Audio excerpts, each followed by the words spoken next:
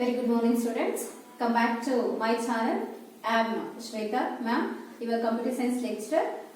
In the last video, we have discussed the two main functional components of a computer or input unit and output unit.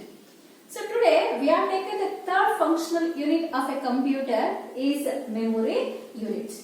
So before going to this component, I will briefly recall the components we have discussed in the last class.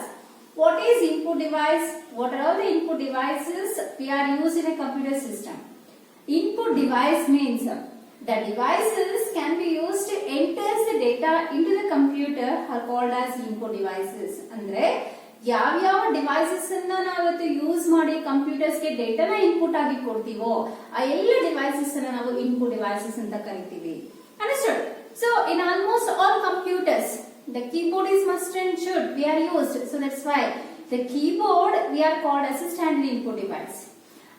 Rather than the keyboard device, we are using a number of other input devices to give the different data to the computer system.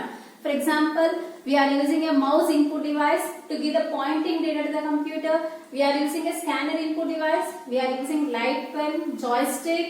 We are using OMR, OCR, MICR devices as input devices. We are using barcode reader, biometric system, voice input recognition systems.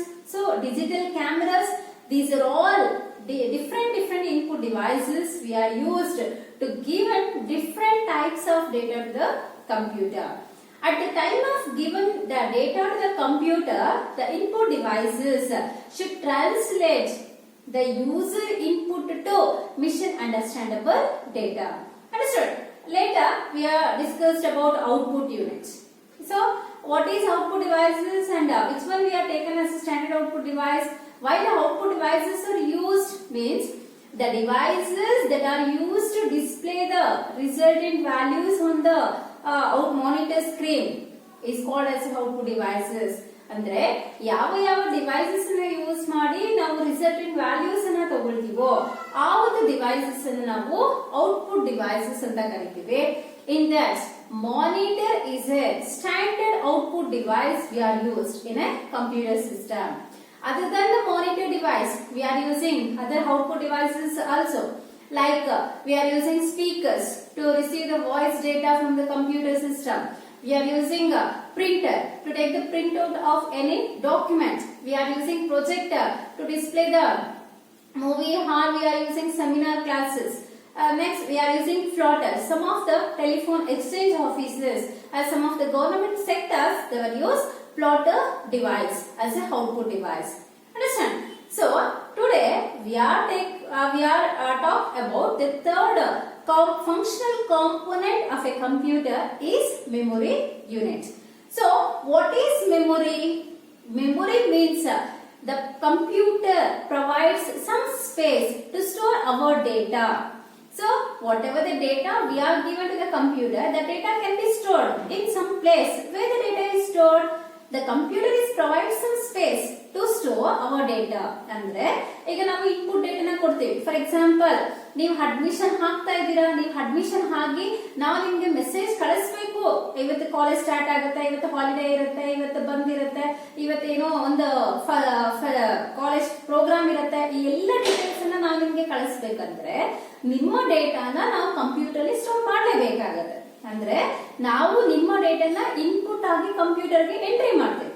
So ಆ input data ಎಲ್ಲಿ store ಆಗುತ್ತೆ, ಅದಕ್ಕೆ ಅಂತ computer ಒಂದು ಸ್ವಲ್ಪ ಮೆಮೊರಿಯನ್ನ provide ಮಾಡುತ್ತೆ. ಹಾಗೇನೆ ನಮ್ಗೆ ಜನರೇಟ್ ಆಗುವಂತ ಔಟ್ಪುಟ್ಸ್ ಅನ್ನ ಕೂಡ ಸ್ಟೋರ್ ಮಾಡಲೇಬೇಕಾಗುತ್ತೆ. For example the SSLC board can display your results. So how you get your results? Through your register number. Understood? So that result can be stored permanently. When you want the result sheet, just by using the register number you get your resultant values, that is called as output. So the input values and the output resultant values can be stored in a computer. Means the computer provides some memory space to store our data. That memory space we are called as a that storage space we are called as a memory. ಅರ್ಥ ಆಯ್ತಲ್ವಾ?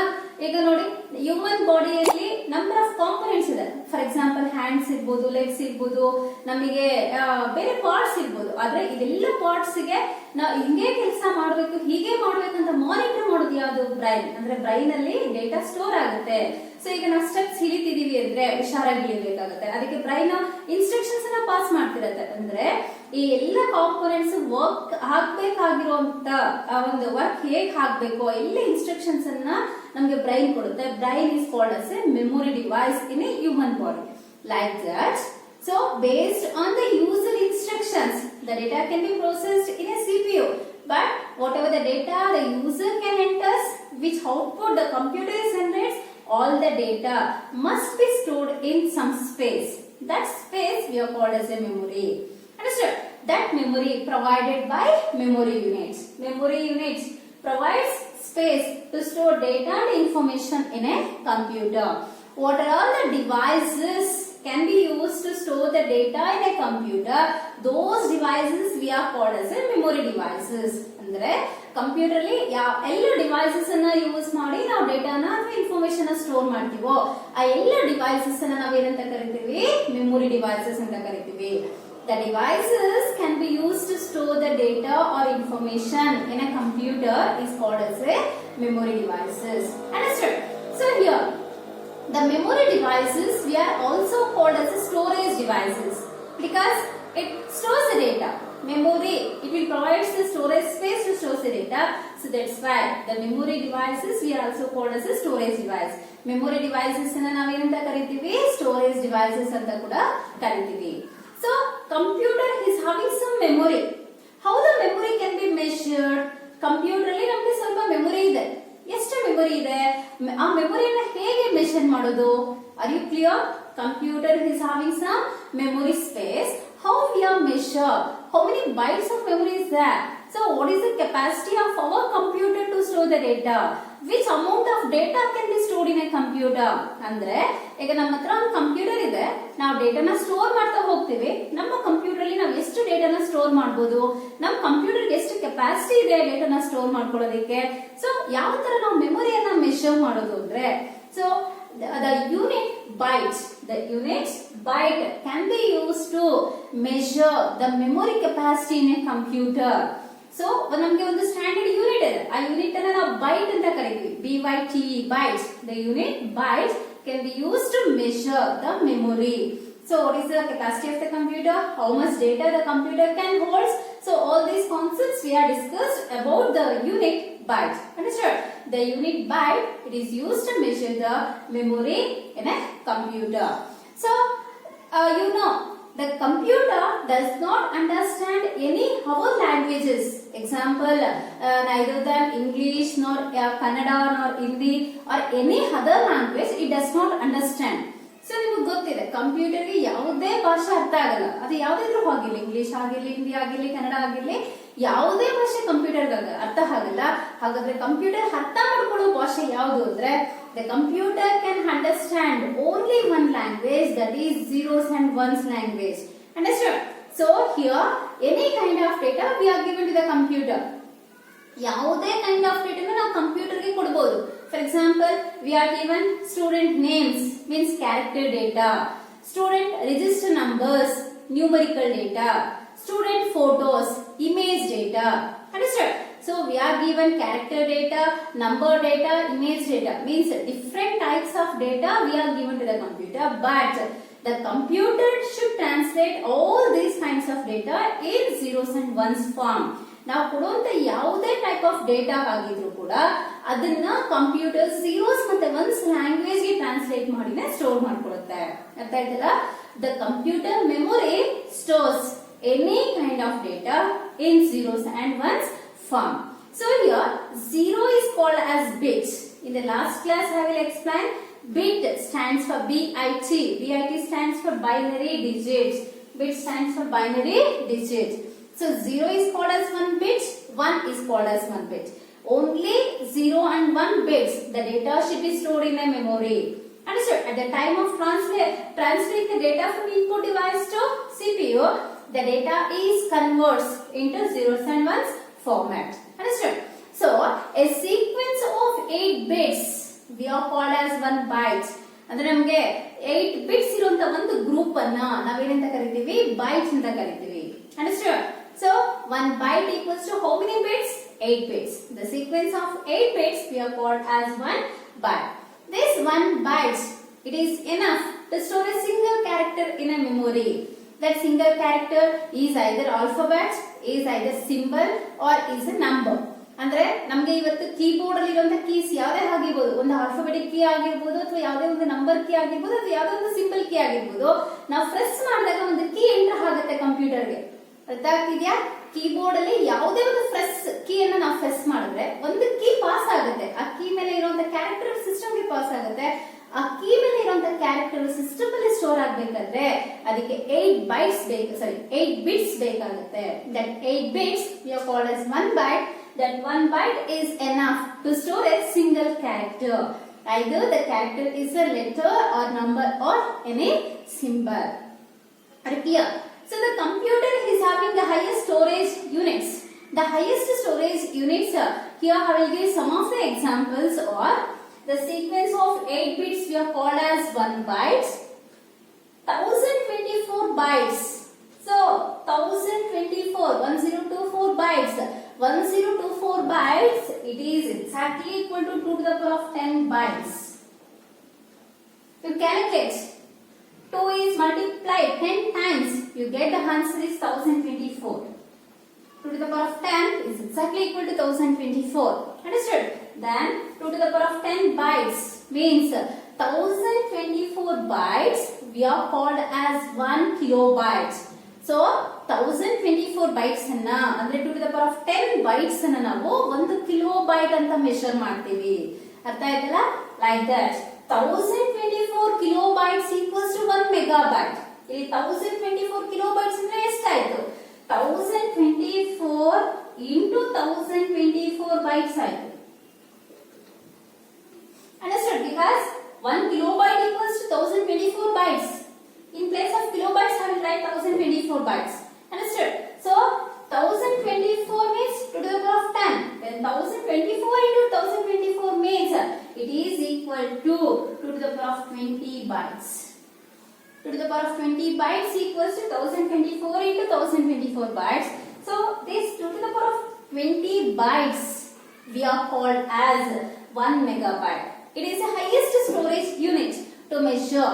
1024 kilobytes equals to 1 megabyte. So 1 megabyte equals to how many bytes? 2 to the power of 20 bytes. Understood? Next, 1024 megabytes equals to 1 gigabyte. You heard the unit GB. In a of mobile phones also, you get internal memory in terms of GB or in terms of TB. So here we are taking the GB. GB stands for gigabytes. Gigabyte is the highest storage unit. It is equal to 1024 megabytes. 1024 megabytes means how many bytes? 1024 into 1024 into 1024 bytes. So it is equal to 2 to the power of 30 bytes. Then 2 to the power of 30 bytes equals to how many bytes? 1 gigabyte. Understood? 1024 megabytes equals to 1 gigabyte. So the next highest storage unit is 1024 gigabytes equals to 1 terabyte TB. So nowadays all laptops comes the RAM capacity is up to 1 terabyte. The hard disk capacity in terms of terabytes instead of gigabytes. So 1024 gigabytes, it is equal to 1024 into 1024 into 1024 into 1024 bytes. It is exactly equal to 2 to the power of 40 bytes. 2 to the power of 40 bytes is equal to 1 terabyte. Understood? So next highest storage capacities are that. So that can be discussed in the further classes. Here I will give the memory highest storage capacity units of the memory is a sequence of 8 bits we are called as 1 byte. 1024 bytes equals to 1 kilobyte. 1024 kilobytes equals to 1 megabyte. In short form we call as MB. 1024 megabytes is equals to 1 gigabyte. In short form we are called as GB. 1024 gigabytes, it is equal to 1 terabytes. Understood? So on. And now we are talk about a kinds of memory devices or types of memory devices. So computer memory is classified into only two types. The computer memory is divided into two types. The two kinds of memory devices are primary memory and secondary memory. What are the two types of memory devices? Primary memory and secondary memory. In the examination of there asked one more question. Mention the types of memory. So what is the answer? Primary memory and secondary memory. The computer memory is classified into two types. The two types of memory are number one, primary memory. Number two, secondary memory. What is primary memory? Which devices are considered as primary memory in a computer? Primary memory, it is an internal memory of the computer. So primary memory is an internal memory of the computer and it is also called as main memory of the computer. So the primary memory is an internal memory of the computer and it is also called as the main memory of a computer. So there are two types of primary memory devices are there in a computer. There are number one RAM and number two ROM. What are the two primary memory devices? Number one RAM, number two ROM. So there are two primary memory devices are available in a computer system. There are RAM and ROM. Are you clear? Two types of primary memories are RAM and ROM. Next, what is secondary memory and what are all the devices we are considered as secondary memory means? So it is external memory of the computer. It is also called as auxiliary devices or auxiliary memory. So ನಮಗೆ primary memory internal memory ಆದ್ರೆ secondary memory external memory ಆಗುತ್ತೆ. So ಇದು ನಮಗೆ computer ಅಲ್ಲಿ ಇರುವಂತ ಒಂದು external memory. ಇದನ್ನ ನಾವು ಆಕ್ಸಿಲರಿ ಡಿವೈಸಸ್ ಅಥವಾ ಆಕ್ಸಿಲರಿ ಮೆಮೊರಿ ಅಂತ ಕರೀತೀವಿ. Understand? What is the another name of primary memory? Main memory. What is the another name of secondary memory? Auxiliary memory. Primary memory is a internal memory of the computer. Secondary memory is a external memory of a computer.